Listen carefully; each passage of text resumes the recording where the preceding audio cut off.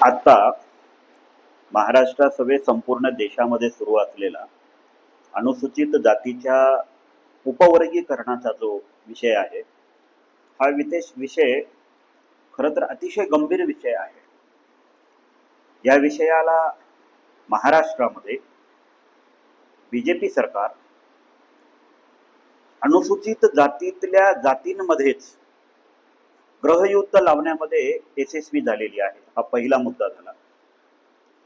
बाबासाहेब आंबेडकरांना खरं तर या गोष्टीची परिपूर्ण जाणीव होती.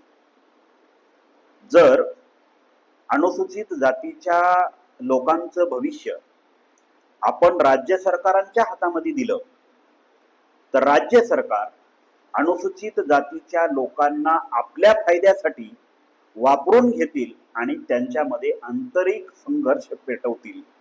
ही बाब बाबासाहेब आंबेडकरांना तेव्हाच लक्षात आली होती. म्हणून राज्य सरकारांनी प्रादेशिक हिताला महत्त्व देऊन अनुसूचित जातीच्या यादीमध्ये बदल करू नयेत. म्हणून अनुसूचित जातीच्या यादीमध्ये बदल करण्याचा किंवा त्याच्या संदर्भात कुठलाही निर्णय घेण्याचा अधिकार बाबासाहेब आंबेडकरांनी एकतर पार्लमेंटला दिला किंवा राष्ट्रपतीला, ते त्यांच्या अधिसूचनेनुसार करू शकत होते. पण मित्रांनो, बाबासाहेब आंबेडकरांनी भारताच्या राज्यघटनेचं आर्टिकल 341 नुसार संसदेला आणि राष्ट्रपतीला दिलेल्या अधिकाराचं हनन सुप्रीम कोर्टाने केलं. आणि जे बाबासाहेब आंबेडकरांना नको होतं, जसं की राज्य सरकार प्रादेशिक सरकारांच्या ताब्यामध्ये अनुसूचित जातीच्या लोकांचं भविष्य गेलं नाही पाहिजे, अनुसूचित जातीच्या लोकांचं भविष्य राज्य सरकारच्या हातामध्ये असलं पाहिजे, ही जी बाबासाहेब आंबेडकरांची भूमिका होती, खरं तर ही सुप्रीम कोर्टानं उद्ध्वस्त करून टाकली. 1 ऑगस्ट 2024च्या आरक्षण निर्णयानं खरं तर सुप्रीम कोर्टानं, मी नेहमीच सांगतोय की संसदेच्या कार्यक्रमावर, संसदेच्या अधिकारावर अतिक्रमण केलं, पहिला विषय. आणि दुसरा विषय, राज्यघटनेचा सुद्धा प्रोटोकॉल तोडला, हा दुसरा विषय झाला. म्हणजे आपण जे लढतोय ना की आज की बाबा उपवर्गीकरण हा डिफरंट पार्ट आहे, उपवर्गीकरण होऊ द्या, पण ते पार्लमेंट मधून व्हायला पाहिजे होतं. पण संसदेने, सुप्रीम कोर्टाने आज जो निर्णय घेण्याचा अधिकार खरं तर राज्य सरकारांना दिलेला आहे, त्या राज्य सरकार त्यांच्या स्वार्थासाठी, खरं तर आता महाराष्ट्रामध्ये बीजेपीला हे कळून चुकलेलं आहे की काहीही जर झालं तरी बौद्धांचं मतदान आपल्याला मिळणार नाही.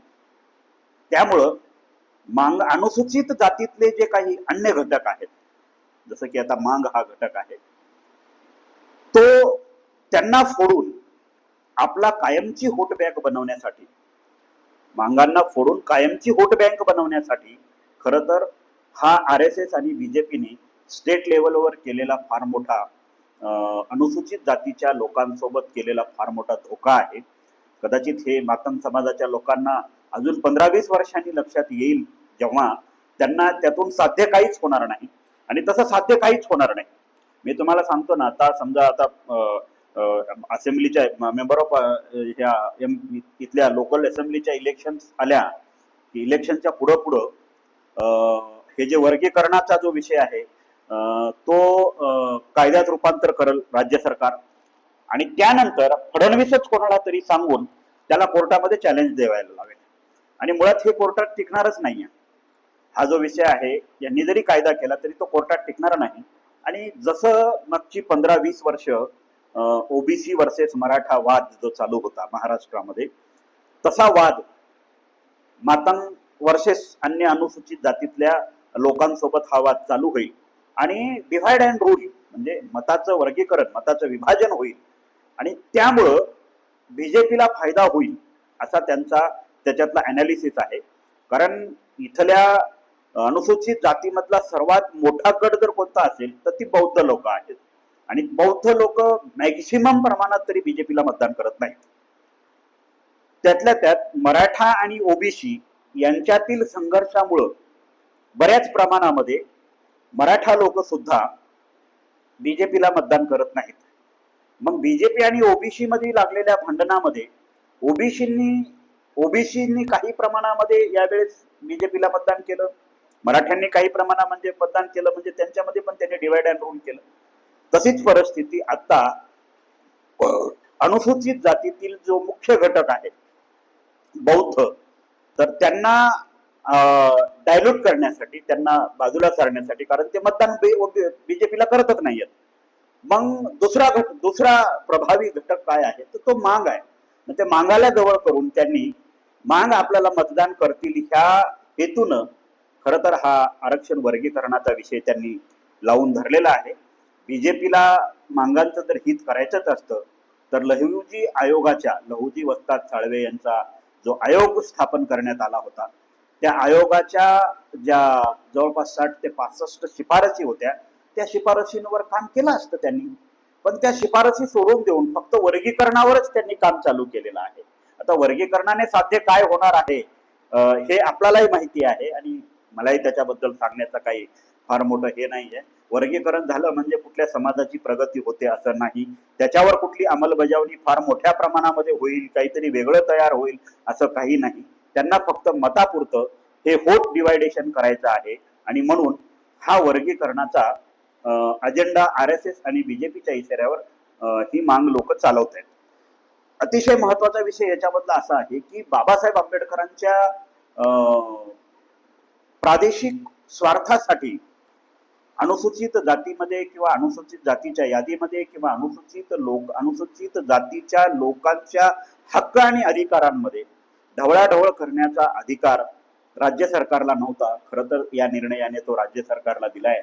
त्यामुळे बाबासाहेब आंबेडकरांचा अनुसूचित जातीचा जो मोटो होता, अनुसूचित जातीच्या लोकांसाठी त्यांनी जे सेफगार्ड्स तयार करून ठेवले होते, त्यांनी जे प्रोटेक्शन तयार करून ठेवलं होतं, खरं तर हे प्रोटेक्शन सुप्रीम कोर्ट ऑफ इंडियानी आता उद्ध्वस्त करून टाकलेलं आहे. आणि हे उद्ध्वस्त झालेलं स्ट्रक्चर पुन्हा बसवण्यासाठी खरं तर प्रयत्न आपल्यालाच करावे लागणार आहेत आणि ते प्रयत्न आपण शेवटच्या श्वासापर्यंत करणं गरजेचं आहे. एक जात आरक्षणातून वर्गीकरणात गेली म्हणून तिचा फार मोठा उत्कर्ष होईल अशी कुठलीच बाब नाहीये.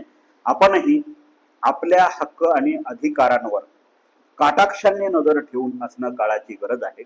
आपल्या लोकसंख्येच्या प्रमाणामध्ये आपल्याला आपलं रिझर्वेशन मिळालं पाहिजे, आपला बॅकलॉग भरला गेला पाहिजे, आपली लोक तिथं बसली गेली पाहिजेत. यावर जर महाराष्ट्रातल्या बौद्धांनी लक्ष दिलं तर असे हजार क्लासिफिकेशन होऊ द्या, काय फरक पडत नाही आपल्याला. कारण अनुसूचित जातीच्या क्लासमध्ये सर्वात जास्त लोकसंख्या आपली आहे. लोकसंख्येच्या प्रमाणामध्ये रिझर्वेशनचा सर्वात जास्त वाटा आपल्यालाच मिळणार आहे. त्यामुळं मातंग समाजाने हा जो घटनेचा खून करून काहीतरी नवीन साध्य केल्याचा जो काही आव आणण्याचा प्रयत्न चालू आहे बीजेपीच्या माध्यमातून त्यांना प्रमोट करून, हा खरं तर त्यांना भविष्यामध्ये अंगलट येणारच आहे, त्यात वाद नाही. 10%मध्ये 13% खेळणाऱ्या लोकांना आता 2% खेळावं लागणार आहे. 13% रिझर्वेशन असून ज्यांना काही करता आलं नाही ते 3%मध्ये काय करणार आहेत, हा सुद्धा त्यातला महत्वाचा प्रश्न आहे. असो, त्यांना काय करायचं ते त्यांना ठरू देऊ आपण. पण आपण बौद्धांनी आपले हक्क आणि अधिकार मजबूत ठेवण्यासाठी आपण सतत सजग होणं, सावध होणं आणि आपल्या हक्क आणि अधिकारांसाठी लढणं ही आपल्यासाठी काळाची गरज आहे. आज काळ आपल्यासोबत वैरी होऊन आलेला आहे, पण आपण आपले अधिकार त्याच्या अधीन जाऊ द्यायचं नाही, ही आपली सर्वात महत्वाची लढाई आहे.